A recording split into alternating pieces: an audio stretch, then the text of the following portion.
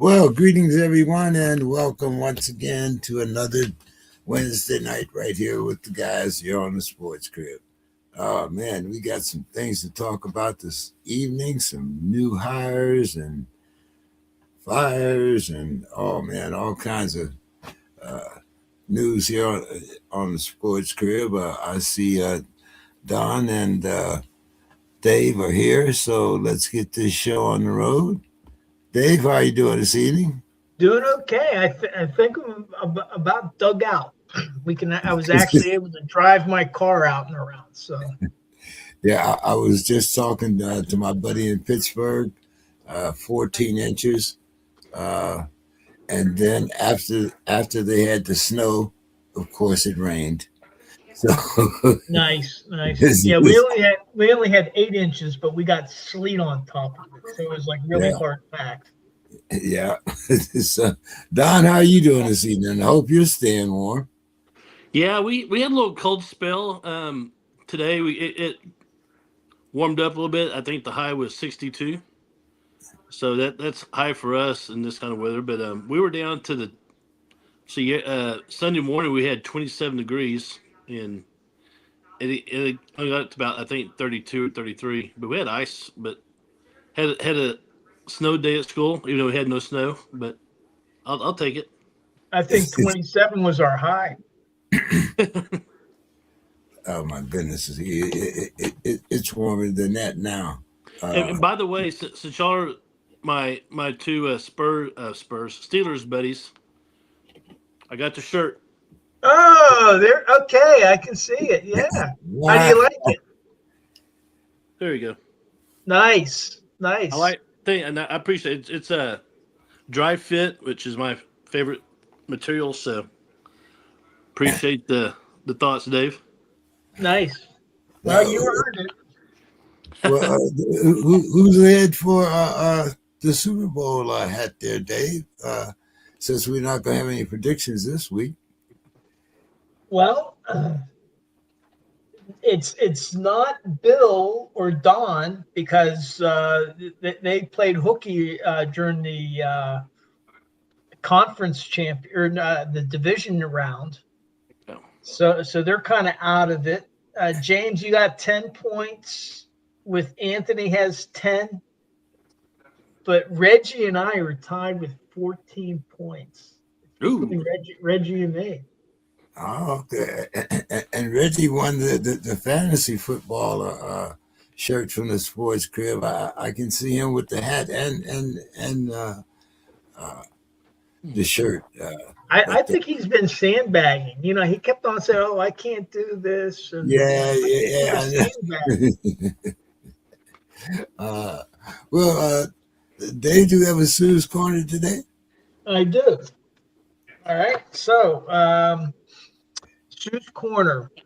With the Olympics just around the corner, there will be many quirky and interesting stories that will come to light. Here's just a couple of pre-Olympic happenings this week. The U.S. men's four-man bobsled team was in a World Cup match for a warm-up to the Olympics, and the unthinkable happened. The driver made it into the sled, but the number 2 person stumbled as he was getting in and subsequently knocked the 3rd and 4th teammates out on the ice and left the driver, Chris Horn, alone in a sled going 85 to 90 miles per hour with no brake man, so no brakes. He somehow managed to keep the sled on the track and then wriggled back into the brakeman position while hurtling down the slope to pull on the brake handles. No one was injured, but that could have been catastrophic. If you get a chance to watch the video with the very astounded foreign announcers, you don't even have to understand the language to hear the panic in everyone's voice. Hopefully, they will get it together for the Olympics. In another bizarre story, the Norwegians, who everyone thinks are the paragon of virtue and perfect living, got caught cheating in ski jumping. Ski jumping is a game of aerodynamics, and there are strict rules about the ski suits they can wear. Apparently, the Norwegians were making alterations to the suits after the suit inspection, but before the jump. And that could add meters to their jumps. We're talking about adding centimeters to the crotch area of the suits, and that alone provides the extra oomph to go further. This has plunged the ski jumping royalty, the Norwegians, into their own version of Deflategate. The difference being the Norwegians were caught on tape by a disgruntled employee, and the Patriots simply destroyed evidence. Sorry, not sorry, Belichick. More Olympic stories to follow in the weeks ahead. So that's Sue's Corner. You know, it's funny you mentioned about the alterations. I saw a little blurb on that where they were trying to. I'm going to try to clean this up because my wife's in here. They tried to like shave the bulge off where their pecker would be. I thought that was. It's like is it going to add that many meters to your jump? Just like getting that little bulge off your weenie? I don't know. Well, according to what Sue's saying, could add meters to the jump. You know, because it's all aerodynamic. So you know, if you get like a little, there you go. Don't take Viagra before you jump, I guess. Yeah, Exactly. Yeah, got to be a little short staff there, huh? Do you remember the pole vaulter that his knee got in a way and it hit hit the pole. That was, I think it's from France. He's upset. Said, you know what? I would be bragging about that. Yeah. My tool caused me to lose because it was too big. Anyway, we're getting way beyond after dark. Way beyond. Oh my goodness. So I guess the starting topic here would be Bill Belichick denied first ballot Hall of Fame. Now, I don't know, a lot of people weren't a fan of Bill when he was coaching. And, some might say, hey, it's just Bill Belichick. But when you look at all of his accomplishments, maybe it was, because of the little young thing he has on his arm now, maybe it was just, what's your thoughts on this, Don? I think there's it's a combination of probably some envy, jealousy, Deflategate, some of it's political because if Belichick is great of a coach he is, he's kind of a hard person to read. I've heard that he's really a nice guy, and I've also heard he's an asshole. So some of those personal animosities get in the way. So I don't think it's just one thing. I think it's a combination of things, and maybe some of the voters said, well, he's going to get in. Someone will vote him in, but I don't want to vote him in. Someone else will do. Well, you get enough people thinking that way, you don't get in, right? You just delay the vote. But he waited 50 years for his girlfriend to be born, so he can wait one more year to get into the Hall of Fame, I guess. Dave? Well, I would start out because a lot of people were saying, well, look at his record. How can he not be a first ballot Hall of Famer? Dion, all these people. Well, should a 6-time All-Pro and 9-time Pro Bowler be in the Hall of Fame? Hey. You would think that's a slam dunk, right? Mm-hmm. Well, that's Jim Dryer's. That's Trim Dryer. What he accumulated was 6 first team All Pros, 9-time Pro Bowlers, and he won't get in. And the reason, very tragic circumstances, it was a murder-suicide. He killed his wife and killed himself. Yeah. And so had nothing to do with football. Now, there's some talk about maybe they tried to revisit bringing him in because now people are a lot more aware about CTE, and they suspect maybe he had that. But getting back to Belichick, the fact of the matter is he was a cheat.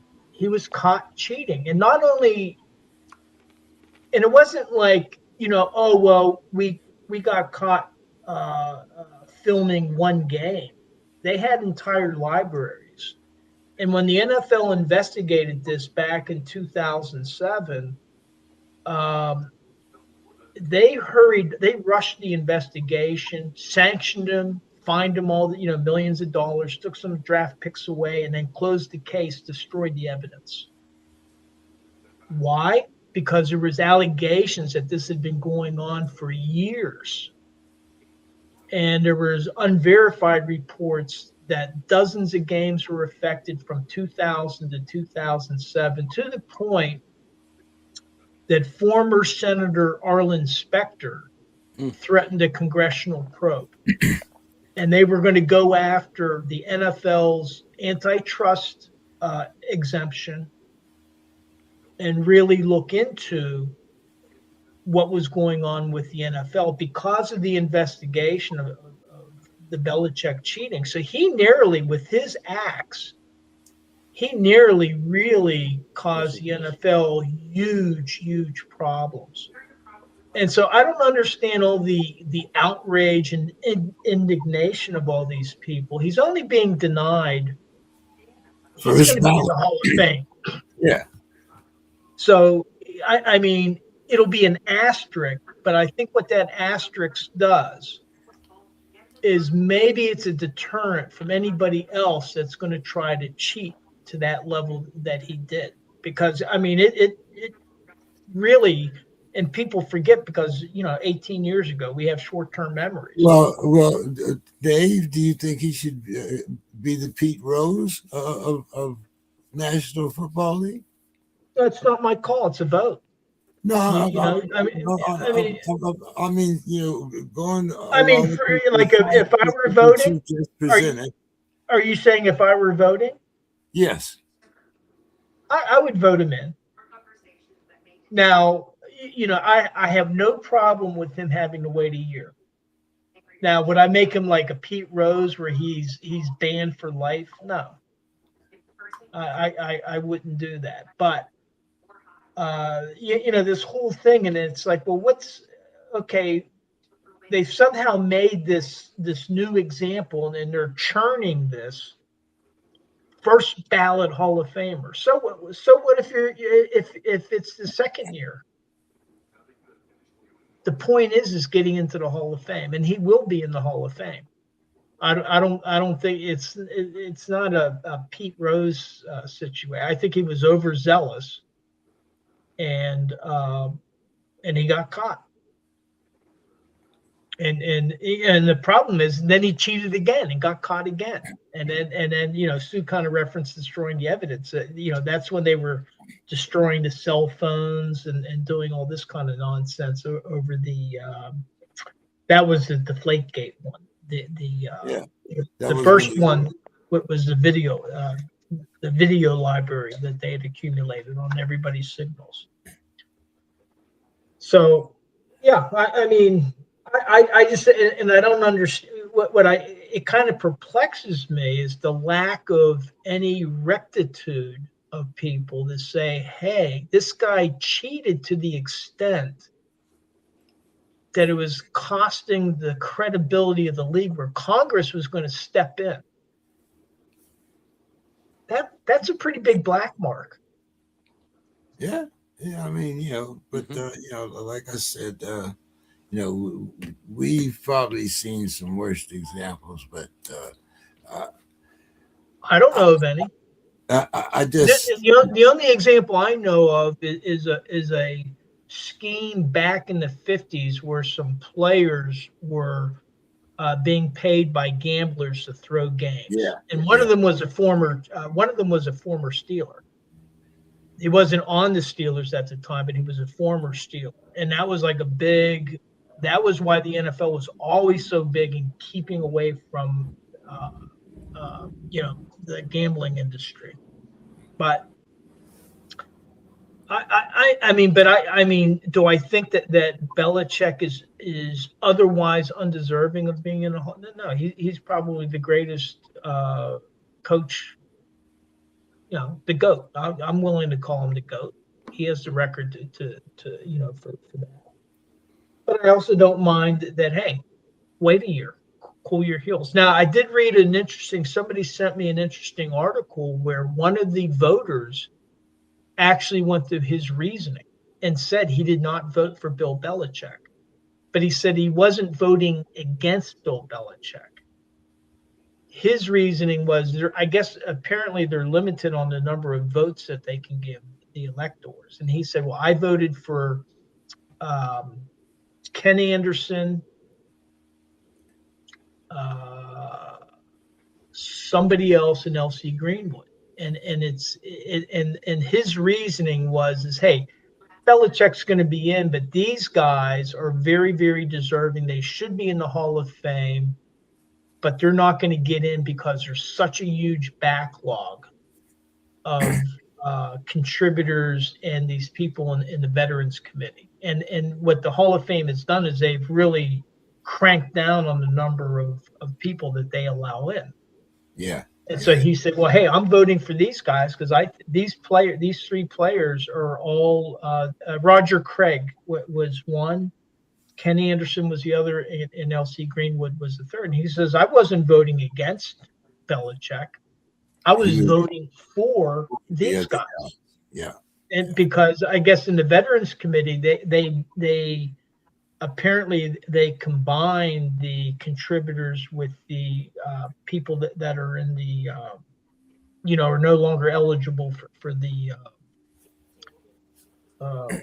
getting in the regular way. Don, what did you think about Eli not making it for the second time? Well, you know me, I'm a fan of the Manning family and always will be. That's why I asked you first. But he has the Super Bowl wins, but if you look at his overall record, isn't he just like barely over 500? I think so. I know he had some rough seasons, so I think he'll eventually get in. But because Super Bowl doesn't guarantee you're in, but 2 is kind of you win 2 or 3, you're probably going to eventually make it. So and it doesn't hurt to be the brother of Peyton and the grandson of or the son of Arch. So Archie. So I think eventually he'll get in eventually. Yeah, his regular season record is 236 and 234. Yeah, he just barely. So. But he is a 2-time. Isn't he a 2-time Super Bowl MVP? Yeah, or 1 time. Yeah, I think 2-time. 2-time. Yeah, he's won it twice, but I think he's actually the MVP of both games. Yes, he was. And I don't know how many Pro Bowls or first team All Pro he went to, so I don't have the stats in front of me, but I'm looking at him here. He was a 4-time Pro Bowler, 2-time Super Bowl MVP. And he was never first team All Pro. But I think he might have been.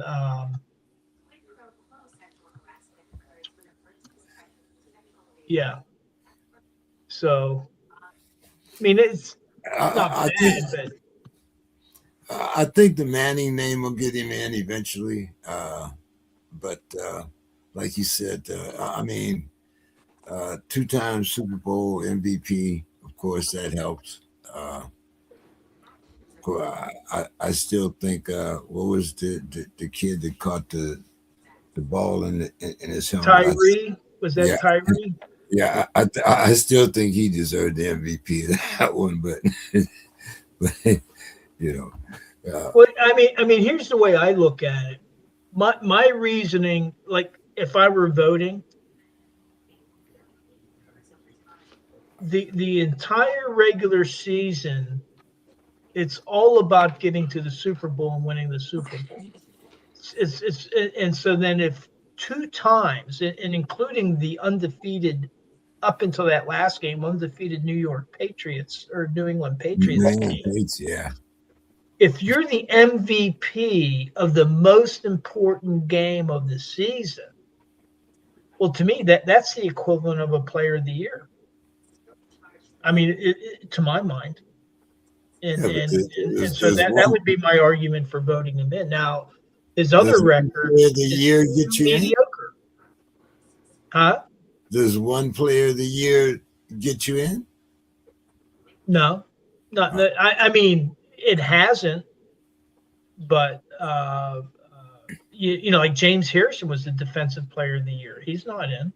Yeah, yeah. And they changed the rules because of James Harrison. They didn't change the rules because of Eli Manning.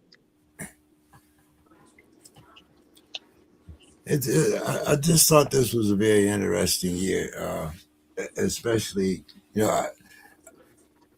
I don't think you get. It's not like you get an extra ring or a different colored jacket or something if you're a first ballot. I don't think. I don't know if there's. Are there any perks for being a first ballot? It's ego. Oh, I mean, other than that, yeah. But I mean, Maybe they put gold thread into into their suit. I mean, I don't, I just think buttons or something. I don't.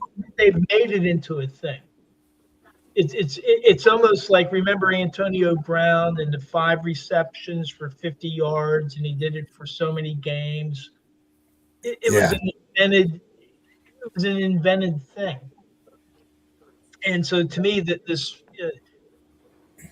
whether it's if you get in your first year of eligibility, or if you get in like in your 10th year, or if they ever vote Hines Ward in, well, then he's a Hall of Famer. That's it for history then. Yeah. But hey, like you said, I think it's an ego thing. Let's talk about some coaching changes here. We all talked about the McDaniels when he was the coach at other fans. I think we were even thinking that he might stay there for a minute or two and until this actually happened. But Dave, what do you think about him going from a head coach to the offensive coordinator of the Chargers? Did he have enough? Did he show you enough success as a Dolphin head coach to be able to take over? I mean, he has a pretty high-powered offense there with the Chargers. Well, it's going to be interesting. What I find interesting is that he removed himself from consideration for the Browns' head coaching job. That tells you something about Cleveland. But with McDaniels, I mean, he had, one of the difficulties is with the injuries. You always have something going on, and I don't know. The players seem to be behind him, but I think that the ownership in Miami, I just didn't understand firing the GM in the middle of the season, and then kind of saying, "Well, hey, we're behind McDaniel," and then firing McDaniel at the end of the season. It doesn't make sense to me what they were doing. So. I think maybe he'll get another shot at being a head coach. If he can if the Chargers offense continues to perform, then he may get another shot, because I think typically every year you're going to have 4 to 6 teams looking for a head coach. This year it was 10. Yeah. I don't think that's going to be every year, but he's young enough where he should be able to get another head coaching job. But to me, it just says a lot that he removed himself from consideration with the Browns. I don't know that maybe that was foresight. Don, what's your thoughts on that? McDaniels going to the Chargers as the new OC. I think it's a good move. I think the best move he made was not going to Cleveland. I mean, I have to agree with you. I mean, you're not going to get an argument here, but I mean, yeah. I mean, the Chargers, you get to go to California and enjoy the sun. You don't have to worry about it's very similar to being in Miami. You got sunshine. You might have an earthquake or two, or a canyon fire, but you don't have to live in Cleveland. I mean, that's a big jump. I have lived in Cleveland. That's a big incentive. So I think he is a good offensive mind. Sometimes the chemistry's not right. I'm not saying he was a failure in Miami, but he didn't do quite as well as he had hoped. But sometimes a change of scenery is good. You get reinvigorated, and I think he'll do good in Los Angeles. Okay. Don, here's another dilemma for you. Brian Daboll, Titans OC or Raiders head coach? You know what? I think he would be a decent fit with the Raiders. He'll have Fernando Mendoza to work with, and whenever you bring in a new quarterback, your front office seems to be a little bit more forgiving. So he might have one or two rough years before things start kicking off. But I think he would be a decent fit. I don't know a whole lot about the guy, but everything from I've read, I mean, it would be. I think he'd be a good fit more, with the Raiders. What do you think, Dave? Well, I'm just wondering. You got Shula, Chris Shula, from the Rams. You got the Kubiaks. There's a lot of guys that they were saying were head coach material. So I'm curious as to what Tom Brady decides to do over there in Las Vegas. And I mean, Daboll, he got fired from New York, but I mean, there's not many bigger venues than working in New York City in terms of handling the media and all that kind of stuff. So I think he could do it. It sounded like at one point that he might be going back, into the college ranks, but we'll see. I think what they need to do, and I think some of these guys is, maybe take a year off and then kind of evaluate, okay, what is it, what's the next move I want to make? That's something that Mike McCarthy, we'll talk about him in a second, but that's something that he did in between his stints in Green Bay and Dallas. And that has paid dividends for him. I'm glad you mentioned the college ranks there, Dave, because I did kind of forget when I was going over that. We have Mr. Smith in a move that I'm shaking my head about, really puzzled. But anyway, he's going to be the OC for Ohio State. To me, considering what Ohio State has been through the last couple of years or so, this might be a step backwards. But And I'm sure Reggie is totally upset, but we'll see.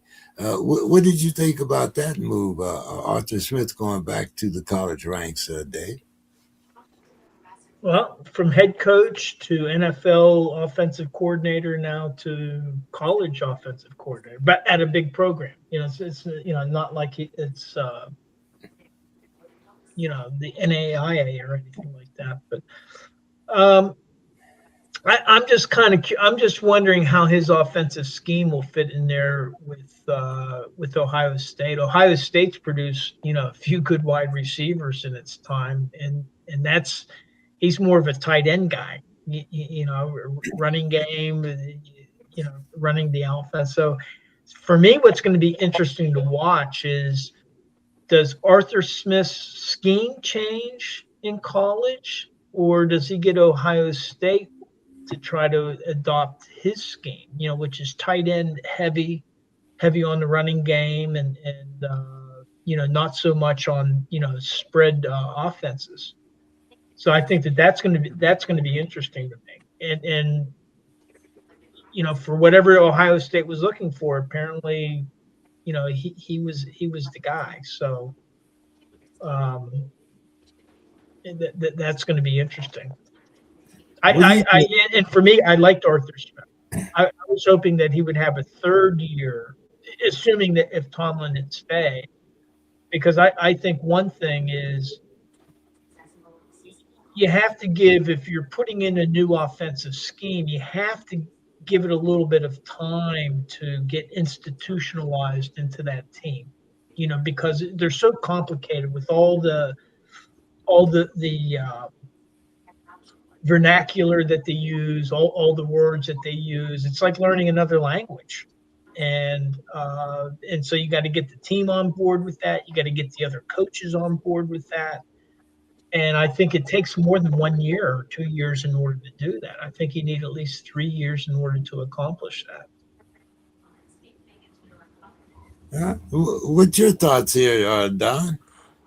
Well, whenever you're making that jump, between pros and college, or college and pros, back and forth, it's always kind of the head scratcher sometimes. I remember Nick Saban, he had his little experiment in Miami and didn't go quite as well he wanted to. He came back to college and did well. I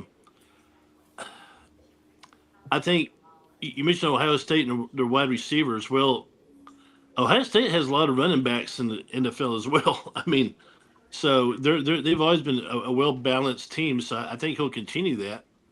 But it's just a matter of getting the guys in to learn your system. But they had that anyway because the transfer portal. I mean, you got guys who are at 2 or 3 schools before they settled their another school their senior year.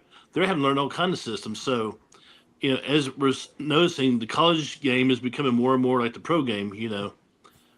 So I don't think it'll be that big of a deal him making the switch. I think Ohio State is still going to, get in the playoffs. They're still going to be tough. So I don't see any negatives in that move at all right now.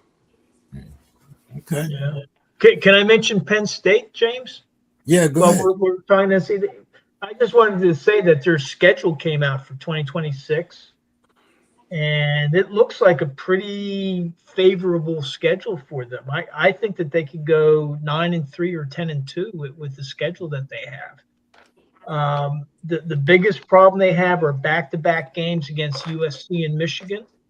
And those are 2 games I would pick for them to lose. The game that I would circle early in the season is 26 September against Wisconsin. Not that Wisconsin is a powerhouse, but they're a good, solid team.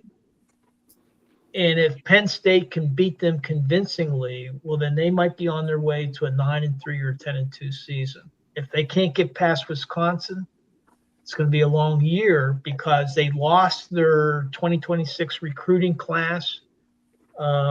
But what's happened is that since Campbell has gotten there, they've had good retention among the players, and they've had a positive result on the transfer portal. They've gotten, I think, over 30 players, and they've gotten more talent in than talent lost.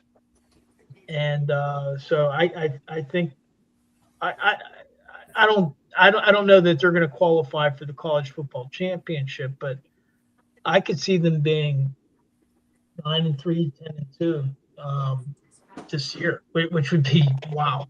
But a lot of it is because they have a very favorite. There's no Oregon on their schedule, no Ohio State. It's kind of a favorable schedule. Yeah, I think Indiana schedule this year includes Ohio State and Michigan. So they might have a little harder way into the playoffs. And no Mendoza.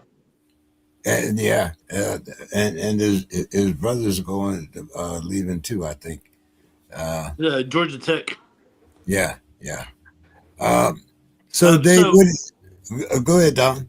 I would say Indiana has a young man named Josh Hoover who's coming in as quarterback, and he did a great job at TCU. And so don't rule out Indiana just yet. Just say lost Mendoza. They're not going to be as good, but they'll still win their share game just because of coaching anyway. Yeah, it does seem like it might be a little more parity this year. We'll see how at 10-2, Penn State might definitely qualify for a college a playoff game. Dave, not a lot of two lost teams. Well, I guess this year might have been the apex of that. But Dave, what did you think about Cleveland hiring the ex-Raven Todd Monken as their head coach? Well, I talked to a buddy of mine that's lives in Cleveland's been a Cleveland fan since like the 60s, and Roger, and he was pretty excited. It sounds great. And, we were talking about Jim Schwartz, and he had thought that Jim Schwartz was going to be named the head coach. And apparently what's happened is Schwartz did not react very well to No, he did not. Monken being brought in. Now he's under contract. So he just can't do whatever he wants, but it sounded like he was giving people goodbyes today. So it's going to be interesting to see, okay, well, are they going to be able to hold on to Jim Schwartz? The other thing is the Steelers are already interviewing their special teams coordinator, Ventrone, whose brother played for the Steelers back in the day, and the family's from Pittsburgh. So they could be losing some coaches. I don't know how Myles Garrett is going to react. It's interesting. But Todd Monken, he's a good coach. I don't think it's anything against him, but I think the thought is that Schwartz was deserving. That they have a really, really good defense. Now, what one person told me, what my buddy told me, is that really he thinks that they should have kept Stefanski for one more year, and then give him and the I think they was it the GM that they let go? There's somebody else that they let go, and to give them one more year before making the transition. But it sounds like the process has really gone badly. And, they were requiring all these personality tests. You take essays, they have these questionnaires because they're a, quote, data-driven organization.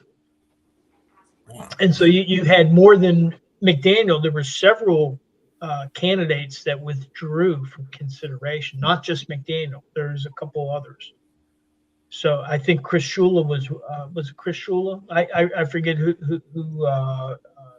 the others were, but it just shows that they're a little bit dysfunctional. To me, a little bit dysfunctional. I'm trying to be nice, but we'll see what Monken does. If he turns that franchise around, they've been drafting really, really high.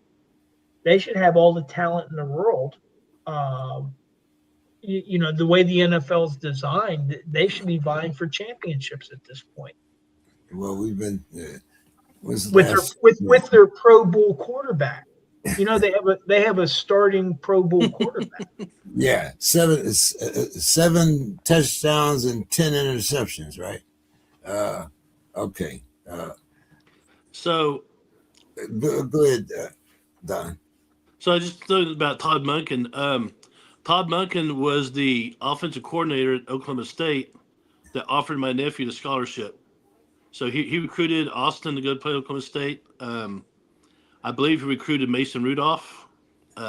So he's been around, and I might become a Cleveland Browns fan, believe it or not, just because he's there. Well, I'm not gonna go that far, but I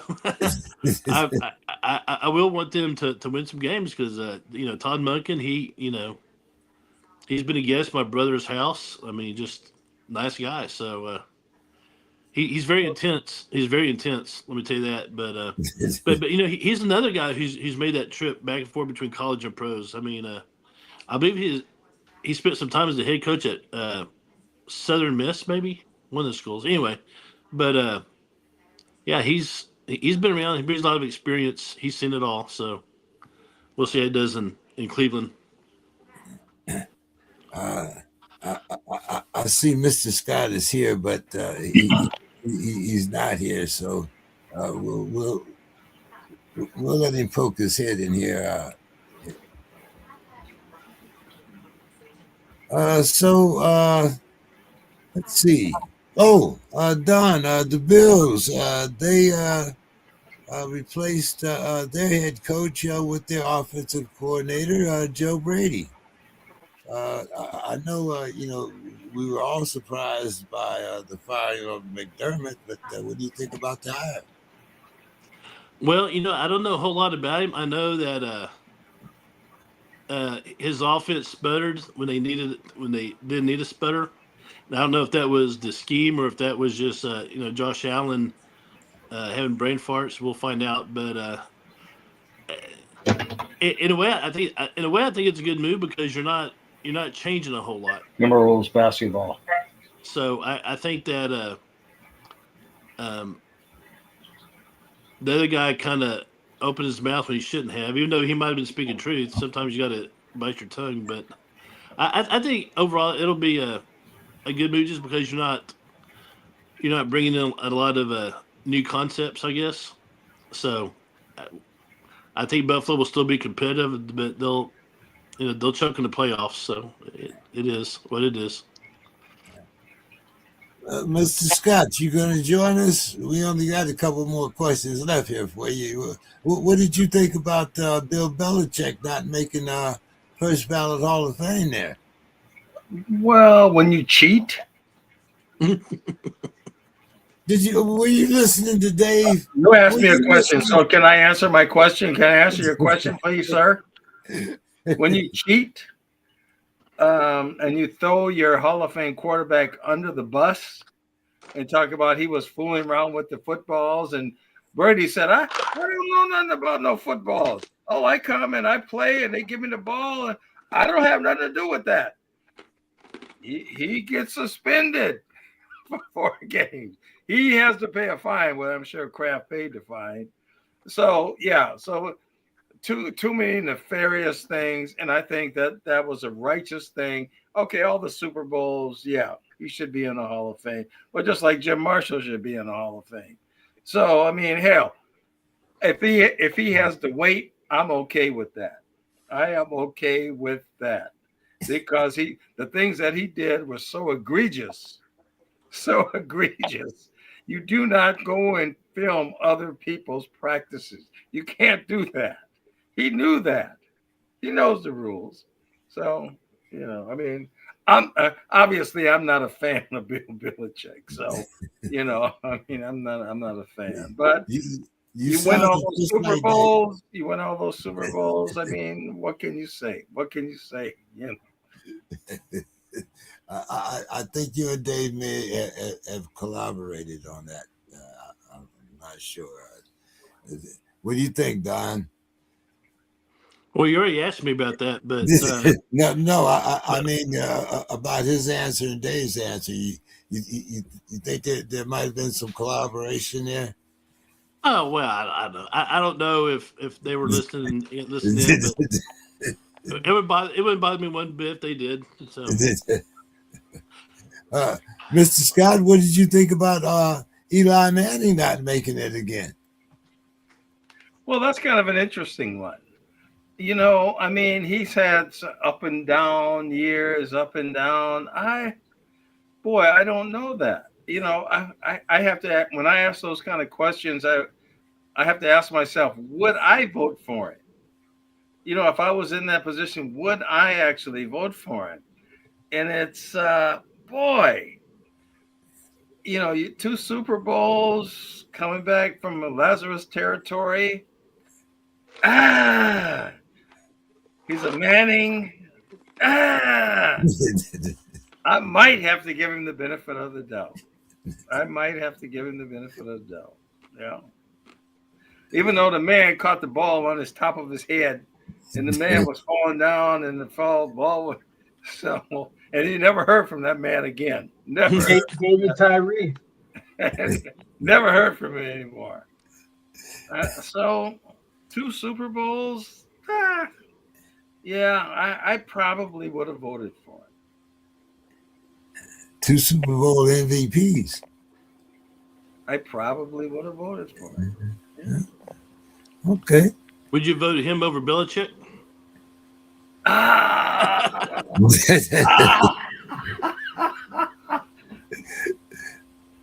hate to say this, but no, I wouldn't have. I hate to say it. You know, one thing related to that, I guess, I think it was the Pro Football Hall of Fame put out a statement that they will sanction any electors that broke their rules. Oh, God. There was a press release today, so I don't know if they're saying that, you know, maybe some hanky panky was going on. Yeah, but what's the rules? What is the rules? Yeah, they changed it. I mean, It's not a completely transparent process. You're right. Yeah. Mr. Scott, what did you think about McDaniels going to the Chargers as their offensive coordinator, turning down the Browns job? Boy, you know, the Browns have that albatross. You know, they have Mr. Massage. And so if these guys are young enough, you know, that they can kind of go and build up their resume some and keep going, yeah, I think it's because I don't know what they're going to do with Mr. Massage.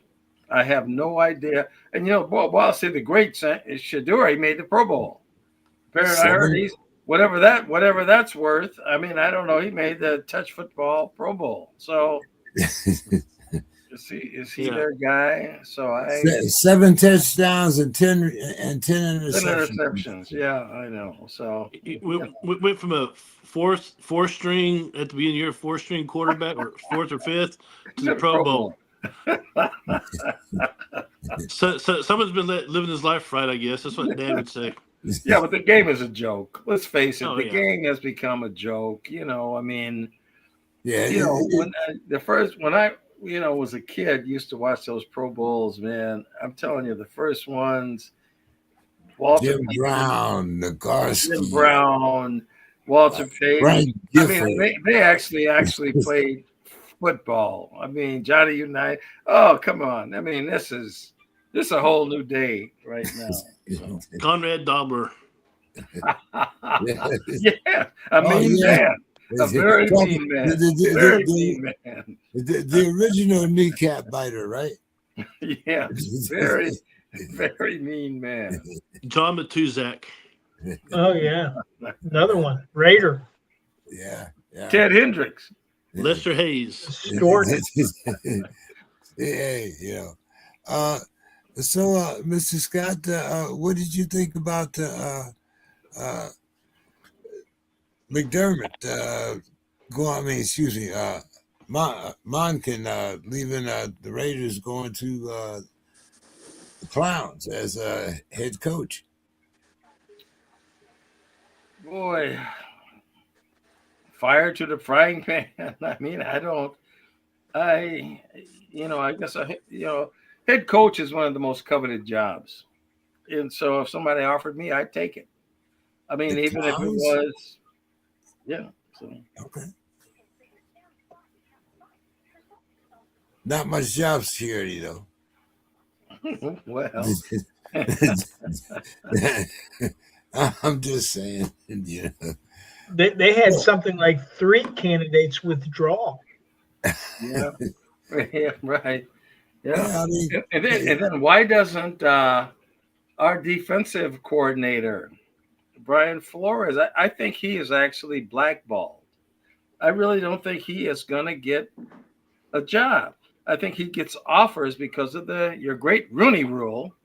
You know, the great Rooney Rule. He'll get he gets interviews, but I don't think he's going to get a head coaching job as long as this lawsuit is out there. I mean, he probably let's settle the suit. He could tell him, let's settle the suit, and again, I can get a head coaching job and settle the suit. But until that happens, you know, it's very strange. I still think somebody might hire him. There still may be something. We got a ways to go before the season starts. Well, the only team that I know that interviewed him this year was Pittsburgh. Yeah, did he interview with anybody else? Well, why wouldn't Pittsburgh hire him? Because they hired Mike McCarthy.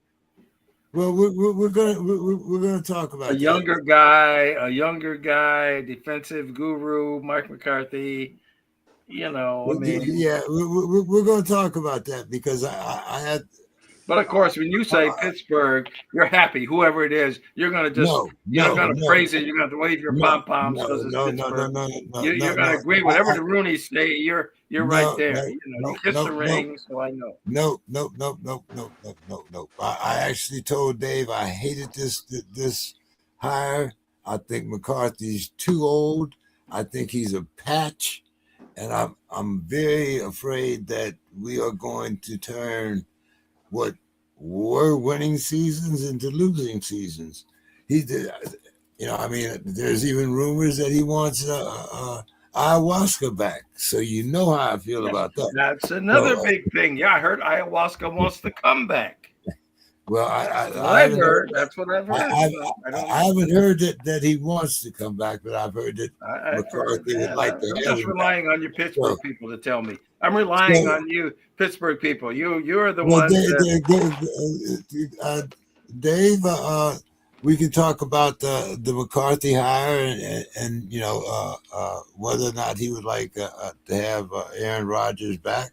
We're also talking about the possible hire of Patrick Graham for our new DC, and I kind of thought that if we went older with the coach, that we'd hire a young DC and maybe have him move into that position. But I think McCarthy's in his 40s also, so 5 years, 52. But what do you see as the Steelers' long-term plans here? Would they rather have Flores or would they rather have McCarthy? What if you had the choice? What would you do? What would you do, Dave? What would you do, Dave? What would I do? Well, I was surprised that they hired McCarthy. I probably would have gone for Flores, but that's me. I'm not the Rooney. So yeah, I'll approach this because really everything that you said, James, is accurate. But I'll look at it from the cup half full as opposed to the cup half empty.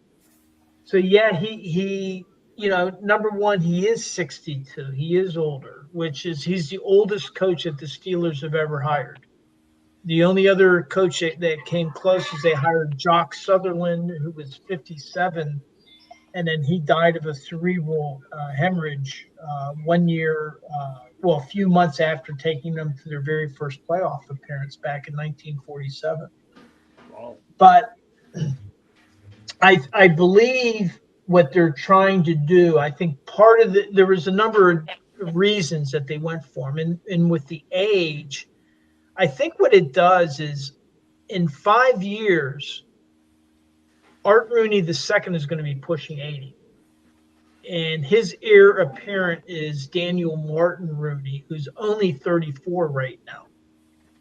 And he's in like the business development and strategic operations thing. He's on the business end he's not on the playing side of the organization. He's on the business end of the organization. So I think what this, number one is by getting somebody like McCarthy. He's an experienced guy. He's been a head coach for a long time, taken a team to the Super Bowl, beat the Steelers in the Super Bowl. And he's a hometown guy. And what this does is this gives young Rooney a chance to kind of be mentored by his dad, as well as having a veteran coach as a kind of segue. What I'm hoping to see is over the next several years, you start to see more and more of Daniel Martin Rooney, he was big in double. Now, the thing is in terms of being a patch, yeah, I would agree with that. They're not looking at him being here for 15 or 20 years like Cowher or Knoll or Tomlin. He'll be here no more than 10, maybe only as much as 5. But his job, he may have an impact that goes 15 or 20 years if he can identify and develop the next Terry Bradshaw or Ben Roethlisberger. And while he's doing it, keep the Steelers competitive and maybe get them into the playoffs for a playoff run. And so, yeah, in a sense, he is a patch, for those reasons. But that's what they're doing. And then after he served his time, well, then Art Rooney II's successor then will pick the next coach, hopefully for a long-term process. In terms of Aaron Rodgers,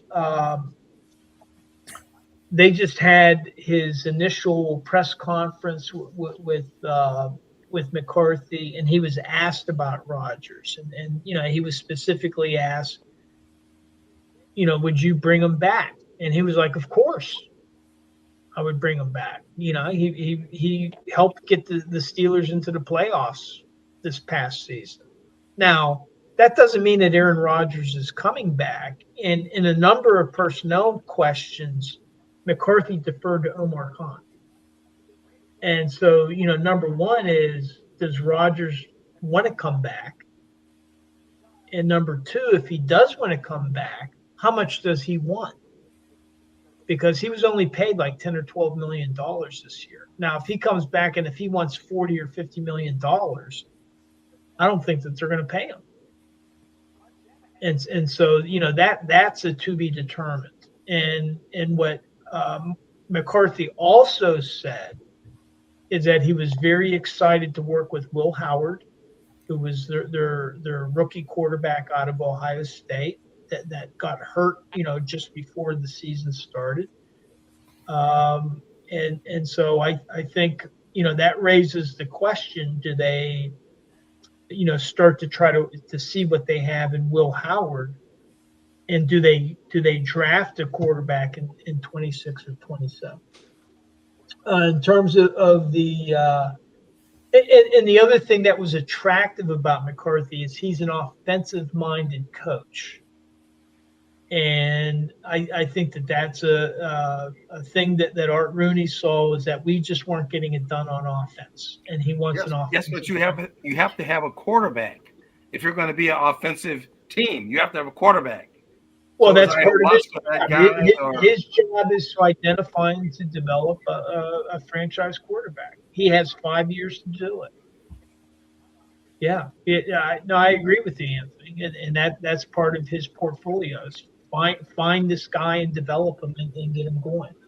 So then that makes his defensive coordinator position all the more important. Patrick Graham was with the Raiders. Raiders didn't have a great defense. They had Max Crosby, but that was about it. So, we'll just have to see how he does. And I'll copy off of what Art Rooney II said. He's not so much concerned about the presentation. He's interested in results. And so what are we going to get out of Mike McCarthy over the next couple of seasons? And the fans, they're not going to accept two or three losing seasons in a row. Nope. Right? All right. So, Mr. Scott, you have any questions for Dave? You find out everything you wanted there?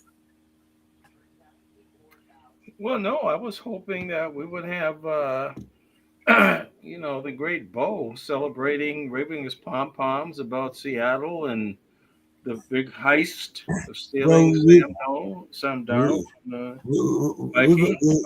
We're going to talk about all that next week with the big Super Bowl finale. Before the finale, what I wanted to ask you guys, though, you had two contrasting games. You had the 10-7 game in the snow, horrible conditions. And then you had the shootout, 31-27. Did you guys hate the snow? Were you wishing that they were in a dome, or did you like the idea of them playing in the elements and seeing who was going to come out of that? Or, were you more enthralled with the lack of a defense in the run and shoot game between the Rams and Seattle? I really like, the defensive game. I remember the Ice Bowl, Kansas City. So, Dave, you would have been right at home there. So I kind of liked the weather and playing in the elements, even though I hated playing in the snow. But, if you played football, it was like the postman: rain, snow, sleet, whatever. Kick the ball and let's get it on. I'm not a big fan of shootouts, but I did enjoy that game. But if I had my druthers, I'd rather watch a 10-7 game.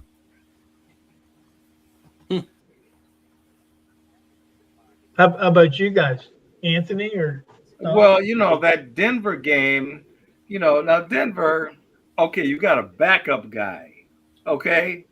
You get a chance to kick an easy field goal and go up 10-0. And the game ends up 10-7 and you lose. And he's supposed to be a good coach.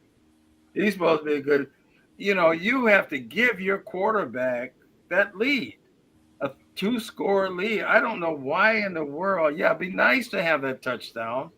But I mean, these coaching things, these decisions that they make this year, I'm telling you, I can do better than a lot of these coaches. And that's before the weather went south when you made that decision, right? I played high school football, and we were state champions. I was one of the captains, and I played 1 year at Mankato State, and I didn't play anymore because I wasn't going to school when I first started. My grades weren't at a C. But when I watched these coaches, and the coach we had, Coach Wiemeyer, in high school, I mean, he ran the ball down people's throats. I mean, I think we won state championship. This was the first year we won it in the state, and then we won for 4 or 5 years. I think it's still a record in Minnesota, Washburn High School, of winning, no losses all those years. But he believed in running the ball and kicking and putting people back and playing defense. I still like that game. But, a lot of people, they want to see a lot of aerial shows and, but I like real football. And the weather outside, I like the Vikings. I would never go to those games. And I actually had tickets from my uncle. I'm not going. There was so much snow piled up in those games. They would get the Rams and the Cowboys, and they were just ready to go home. You could tell they didn't even want to be here. And plus, they were done by beginning of December. Right. Thanksgiving, games were pretty much over. And so, no, I like the elements. I prefer that. I think that's real football. Speaking of real football, come on here, Don. you played when put some dirt on it and let's go. Yeah, so I enjoyed the Denver New England game. I mean, the Seattle game is awesome too, but I just like I like the added drama of a blizzard. That's good. And I was point out when the weather was not so bad, you had a chance to kick field and didn't do it. Right. Yeah. And I was like, I said, I remember telling my wife, I said, this will come back and bite him in the ass. It sure did. It sure did. It did. But yeah, so I maybe I'm overly conservative. I just like take the points when you can, get points, especially in those big games. And he had a backup quarterback. Yes, okay? Yes. Right. He didn't have his real guy out there, so give him some more points, help him out. Yeah, and not only that, but that fourth down play was a little suspect too. With the backup in there to me, but Yeah. And he's supposed to be a good coach now. He's supposed to be a guru. He's supposed to be a guru coach. Well, see, it's not just Detroit coaches you can talk about. See, now you can talk about him. But Derek May made a couple big plays when it counted. He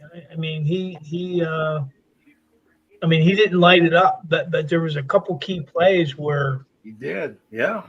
Yeah. It wasn't that he didn't play a good game, I think, but I think we're just saying, they didn't score but 10 points. So that if Denver had got to that 10 points first, maybe it might have made a difference. Yeah. But I can't wait for our discussion next week. Mr. Scott, I think he said that you and I are in second place, and Dave and Reggie are in first. Yep. You Anthony, you and James have 10 points, and Reggie and I have 14. Wow. Okay. So, how many points did we score last week, Dave? Last week, I'm it was only two games, and so it was four. We only had four choices, right? right.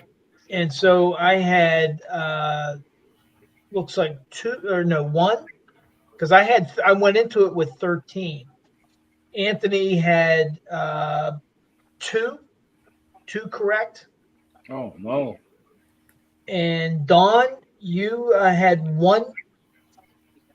You took the under but you took New England in the under, and it was Denver, because it was minus 5.5. Oh yeah. So it should have been the winning combination was Denver in the under. I took New England in the under. Anthony, you took Denver in the under. That was your two. So you pegged that one. Don, you took New England in the under. James, you took Denver in the under. So you got two on that. Yeah, me and Mr. Scott took the same. We had the same picks. Reggie took New England in the under. So he got one. And then Bill had taken New England in the over. So then in the next game, it was Seattle and the Rams. It was the Rams got 2.5 points. So it ended up being Seattle in the over, the 46.5. So it was like 31-27, right? I had the over, but the wrong winner. Me and Mr. Scott.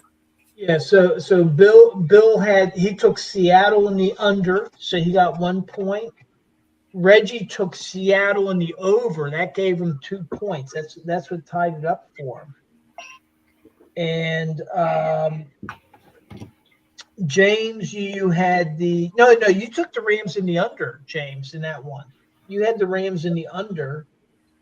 and Don had the Seattle in the under, so he picked up a point. Anthony had the Rams in the under, and I had the Rams in the under, so we didn't get anything on those.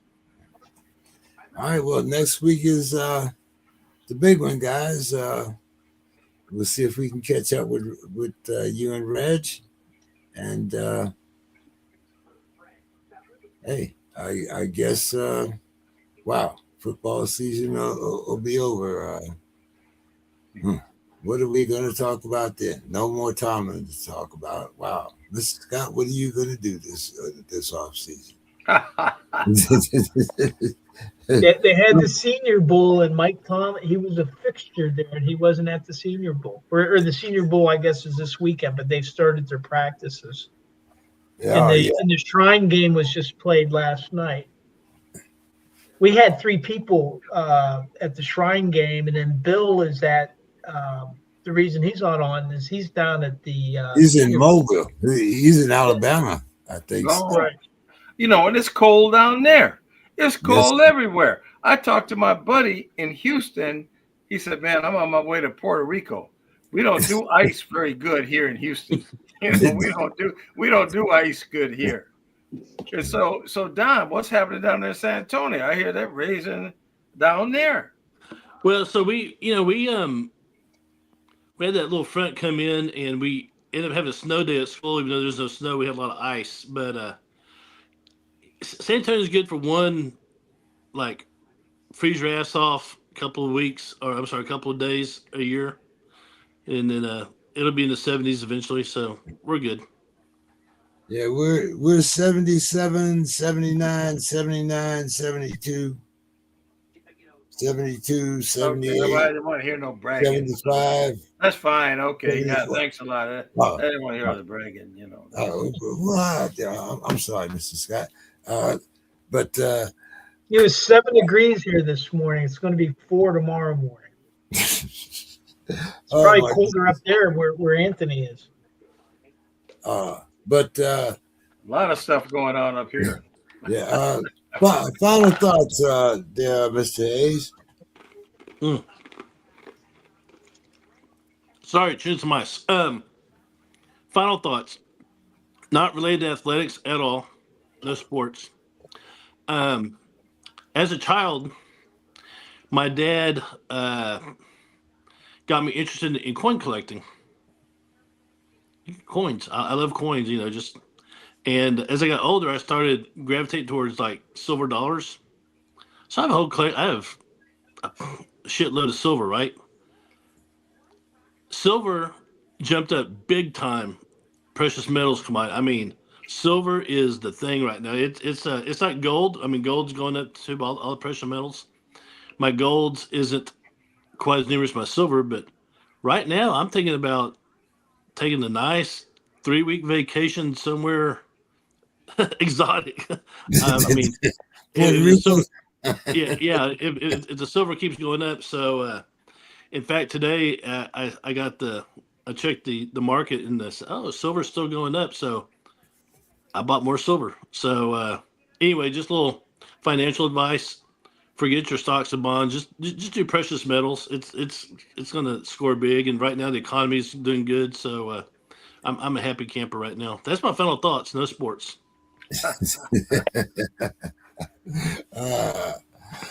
Dave. Yeah, so we were getting this big snowstorm in this weekend, and then but they said it wasn't going to hit until Saturday night. And Penn State was supposed to wrestle at Maryland Sunday, but they moved the match to 5 p.m. Saturday. So I got tickets, because going up to Penn State, it's always sold out up there. But I was able to get tickets. I went with a buddy of mine, and we watched Penn State clobber Maryland 51-0. And it was just interesting because the Penn State and the Maryland wrestlers, when you saw them next to each other, they all muscular, same size. But this Penn State team, it's something special. I mean, they just Sean Van Ness, who's number one ranked, he's wrestling a Maryland guy, and he got greedy. He was going to get a takedown, but instead of just getting the points on the takedown, kind of like with Sean Payton in Denver, he decided to try to put in a pinning combination and take him right to the back. Well, the Maryland wrestler countered it and put Van Ness on his back. And by the end of the first round, the Maryland guy was up 7-1. Well, Van Ness, then he woke up because they had wrestled the night before. They were supposed to have a day off, but they had moved the match and they had wrestled the night before. Well, he ended up winning 32-15. Just what he got a technical fall. He scored so many points over the next couple rounds, and he because he started taking what he was given. He didn't try anything fancy. He just started taking the guy down and giving him escapes. But I mean, for me, it was just so exciting to see such a talented team. And Cale Sanderson, the coach, he just sits in the corner. He never says a word. As the guys, even in these close, even when Van Ness was down 7-1, you didn't see Cale Sanderson move at all. Just at one point at the end of the round, Van Ness looked over at Cale, and Cale just kind of gave him a head nod. And he's losing 7-1, but Cale Sanderson's not yelling at him, not getting excited, just shook his head. And then Van Ness just took off, and that was a beautiful thing to watch. So I enjoy college wrestling. It's like a pure sport. Like if you're into boxing or any of the martial arts, there's a certain purity that goes about it. So that's my final thought. I just felt so lucky to catch that Penn State team, to see them live. Mr. Scott, let's see. You can't go to Atlanta, can't go to Houston. Might want to come out here to San Diego, maybe. Well, just two quick thoughts. When Dave was talking about wrestling, when I went to college in Mankato, they had this thing where it was a winner take all kind of a wrestling match. And so people could come in and wrestle. And the stadium was full. It was just full. It was just guys from the college. And so there was this guy that I went to school with. He was from the East Coast, and he was a big football player, just built like, oh my God. And so he got in there with this guy from Mankato, a Farmer Marley guy, big old fat guy with the big old farmer clothes on. And that farmer guy rolled him up in 2 seconds, and the fans just went completely nuts. Everything, they could not believe that this farmer guy could beat this guy like that. It was just over just like that. And so my other, final thing real quick. Was it yesterday, day before, I was going out to take my garbage out. And I have this key fob for my Cadillac. And so I had the garbage, and I threw the garbage in, and then I couldn't find my key fob. So I thought I threw it maybe in the garbage can. But I had an extra one that barely works. It kind of works. And so the next day I went out, took all the garbage out, see if I could find my key fob. Couldn't find it. And so I called the dealer, and they said, well, it's cost you about $550. We can make you another one. I'm like, oh my God, I don't want to do that. So my son called me after he got off school. He teaches. He picks his daughter up, and he said, well, your granddaughter wants to come by after school. I said, okay, well, tell G she can come by. So he walks in the door, and he has my key fob. He said he found it. And I looked all over. There's snow out there. There's all kinds of stuff. I went out there 3-4 times to find this thing. And he walks in the door. Oh, Dad, I found this in in the yard. I'm like, good Lord. So yeah, that's my final. I'm very happy about that. My final thoughts, Mr. Scott. Southwest Air, one stop, $59 each way. I'm just saying. Really? I'm just Southwest. saying. I better start looking at that because I got some free days here. You know, I mean, Atlanta, I called my cousin down there. He said it was 20. But Well, they're gonna get better down there, as Don said. It's gonna get better, but it's gonna stay here. So yeah. Southwest, huh? Okay. Southwest. All right, guys. Have a great evening, great rest of the week, and Seattle wins the Super Bowl, makes the Vikings look like idiots. Seattle wins. You know, there's no way that they can lose this game. I mean, the defense, the way they've been playing, I mean, this is a done deal. I might even put a little bit on this. I might even put a little bit on this. Seattle, this looks like what they used to call lead pipe cinch. That's what they used to call it. With that reject quarterback that they got. All right, guys. Have a good one. I'll see everybody next week. All right. Good night, guys.